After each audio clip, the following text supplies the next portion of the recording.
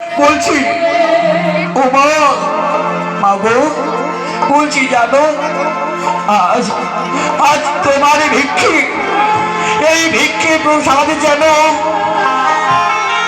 আমাদের ঠাকুর, ওই ঠাকুর গোপীরা গোপীরা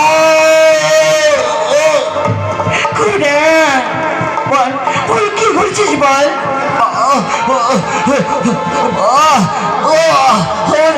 আমার গোপীনাথ এসে সেবা করে গেল।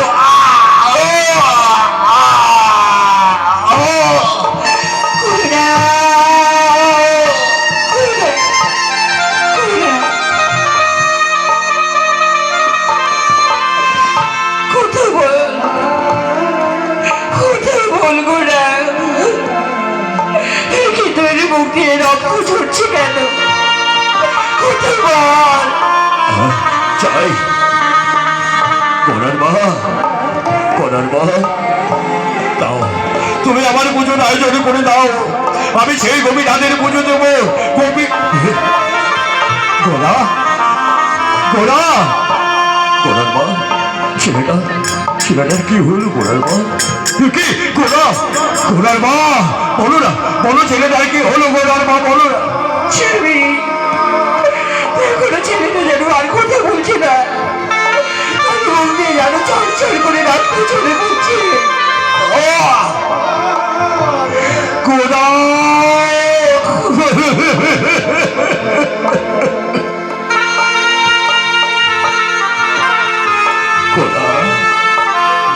তুই একবার আমার বাবা বলে ডাকবি না রে? একবার তুই আমার বাবা বলে না। কোরআন মা, আমার কোনোদিন মা বলে ডাকবে না। তুমি কি পাগল হয়ে গেছো? তুমি কি পাগল?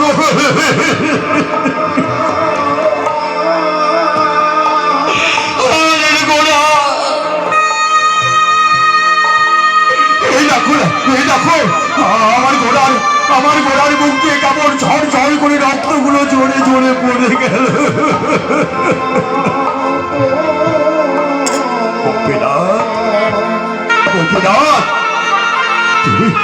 তুমি আমার ছেলেটাকে শেষ পর্যন্ত কেড়ে দিলে, আমার ছেলেটাকে কেড়ে দিলে। তোমার মধ্যে দরজা আমি বন্ধ করে দিলাম চিরতরে, কোনদিন জগতে গোপীনাথের পুজো হবে না।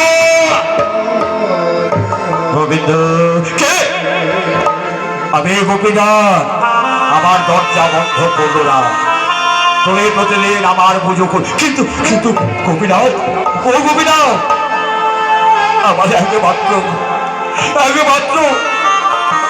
শেষের দিনের সম্পর্কে কেড়ে দিলে। আমরা যেদিন দেহ জগতে ছেড়ে চলে যাব, আমার সৎকর্ম করবে কে? গোবিন্দ, আমি কথা দিলাম তোমার অন্তিম কালে, তোমার শেষের দিনে আমি তোমার সন্তান রূপে এসে তোমার সৎকর্ম করব। সেদিন তোমার সঙ্গে শ্মশানে হবে মহাবীর গোড়া। বিদায় গৌর, হরিবোল হরিবোল হরিবোল। কোরআন মা, কোরআন মা, যে একেবারে পৃথিবী ছেড়ে চলে যায়, সে তো আর কোনোদিন ফিরে আসে না। সবাইকে একদিন এইভাবে চলে যেতে হবে। গোড়ার মা,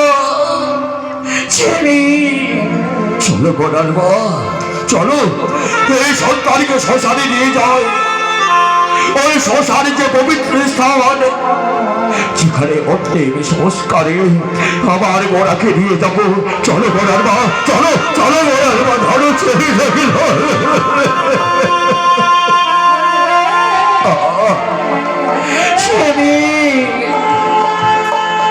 গোড়া গোড়া গোড়া, চলো গোড়ার মা, চলে গোড়া।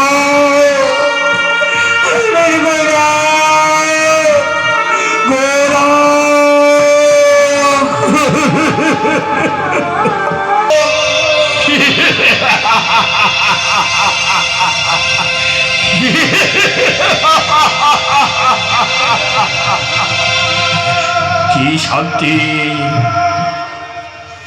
কি শান্তি, কত সুখে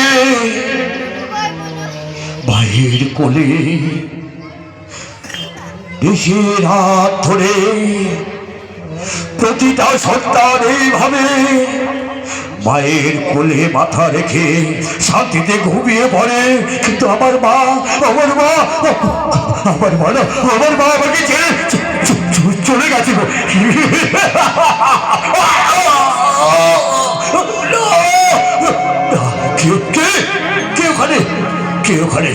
কে ওখানে চিৎকার করছে?